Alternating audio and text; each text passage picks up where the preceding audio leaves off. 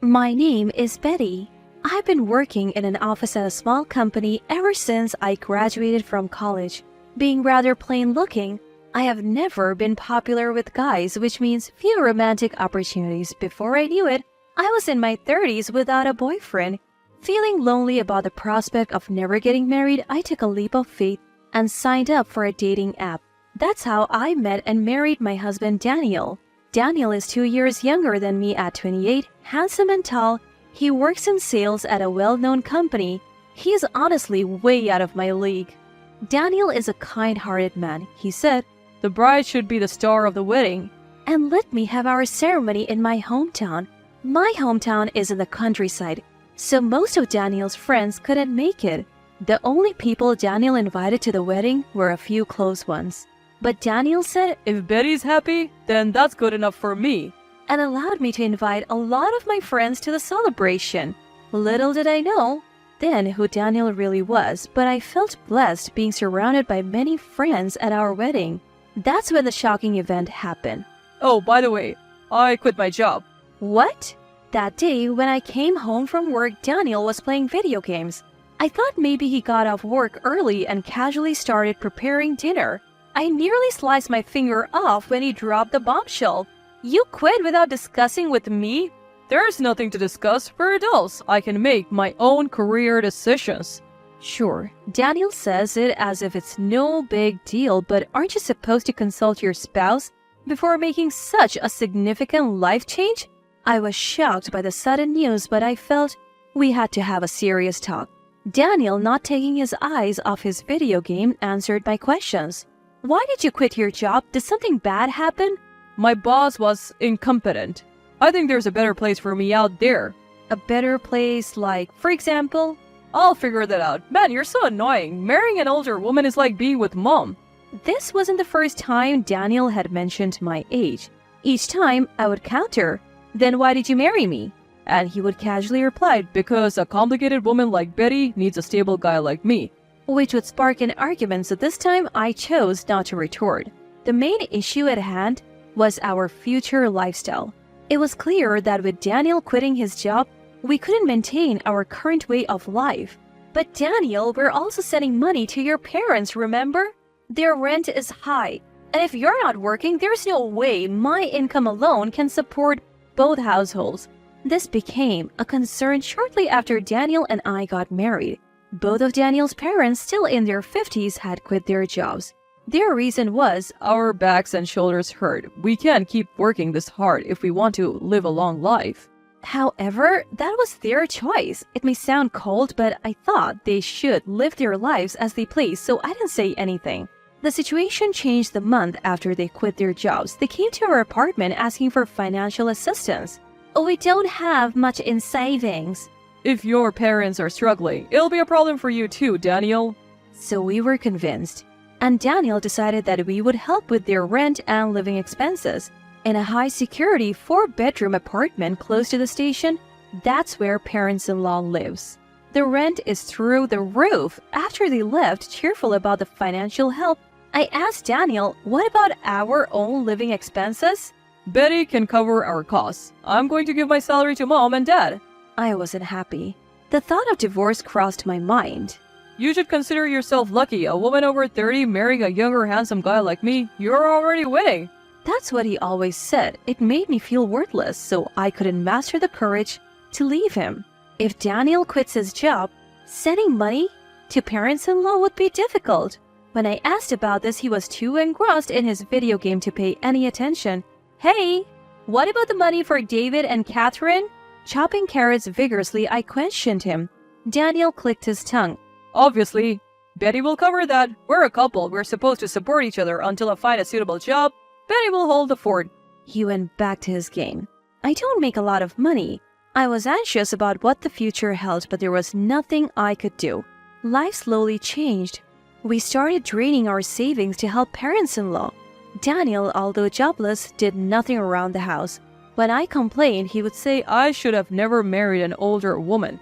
You're all so naggy. You don't appreciate having a husband like me." As for parents-in-law, they started complaining about the insufficient amount we were sending. So, Betty, you're this age and not making much money. Have you been slacking off? Well, since Daniel used to be the one supporting you, it's high time you step up. For some reason, they admonish me. I started doing some freelance illustrator work after my regular job just to bring in more money. Daniel, meanwhile, showed zero interest in looking for a job he considers suitable for himself. My love for Daniel, who spends his days playing video games at home or asking me for money to go to the casino, is running thin. When should we get a divorce?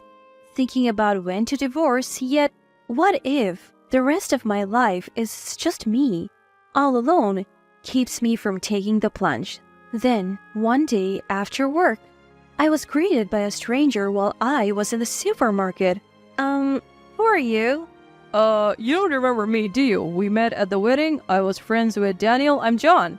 Taking a closer look at John's cheerful face, I couldn't help but exclaim, "Oh!" John was one of the few friends Daniel had invited to our wedding. Apparently, just off work like me, John in a suit was filling his shopping cart with plenty of groceries. I'm sorry, I didn't recognize you. My husband has spoken highly of you. Well, the thing is, I've actually cut ties with Daniel. I saw you and wondered if you're doing okay, so I thought I'd say hi. What? I was surprised to hear John speak of his friendship with Daniel in the past tense. I never thought he had actually severed ties. John then proceeded to explain to my astonished self the reason Daniel held our wedding in my hometown wasn't out of kindness.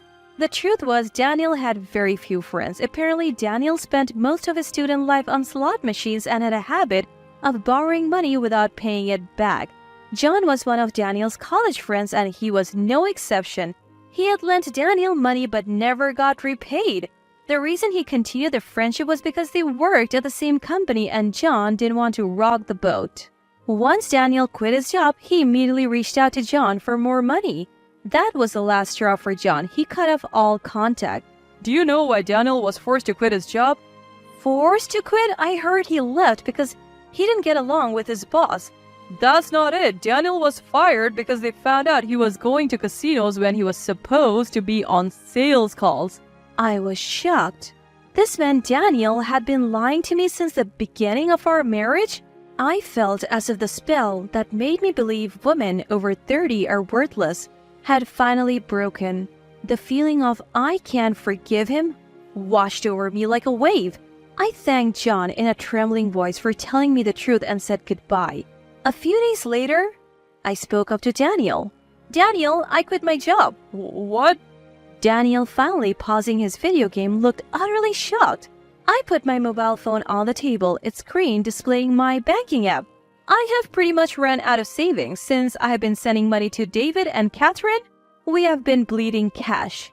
You have also been taking money from me for casinos and games. We're out of money. Daniel let out a voice of despair, saying, What the heck is this? Given that our savings had dwindled down to almost nothing, his despair was understandable. What are we going to do now? How are we supposed to live if you quit your job when we're already low on money?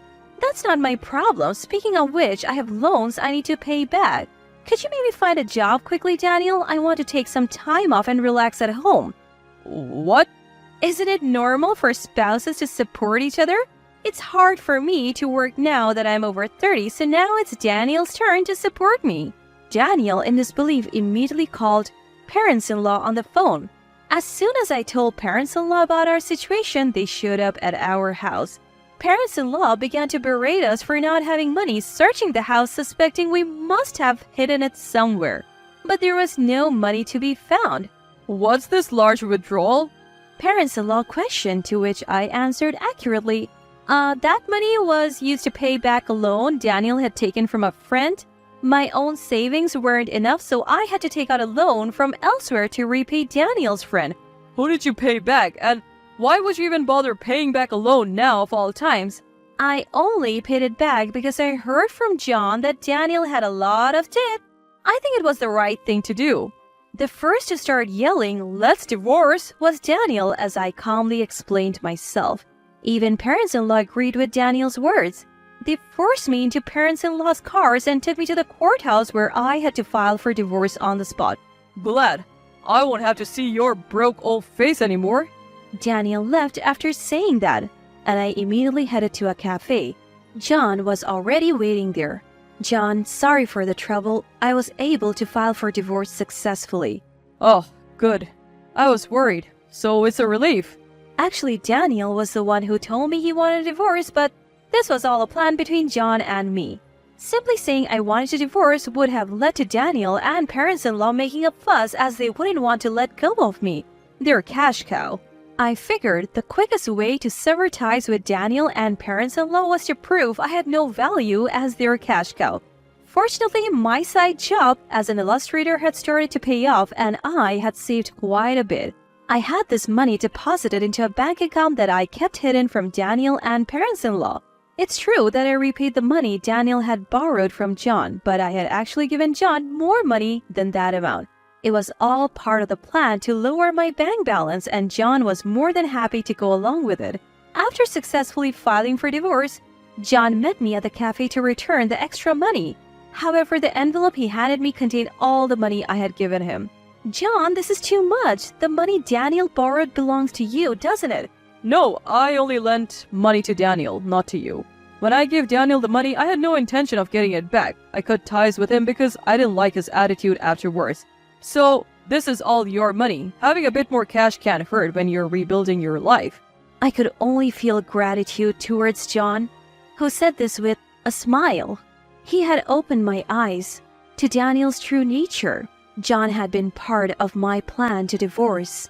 I tried to give him some money as a token of my gratitude, but he only accepted enough to cover his coffee at the cafe. After meeting John, I stopped by my former workplace. I had left my hidden bank account card with the CEO for safekeeping. Though my boss understood my situation and regretted my departure, I had no choice but to quit since Daniel knew where I worked and could potentially cause trouble later. It's been tough, but I wish you all the happiness in the world. As he said this, my co-workers gifted me a beautiful dress and shoes. Thrown out of my home in just a t-shirt, jeans, and sandals, they had gone shopping for me at a nearby store. It's a gift. I hope you find happiness moving forward. Leaving my wonderful colleagues was hard, but I felt blessed to have worked in such a supportive environment. I decided to go back to my parents' house afterwards.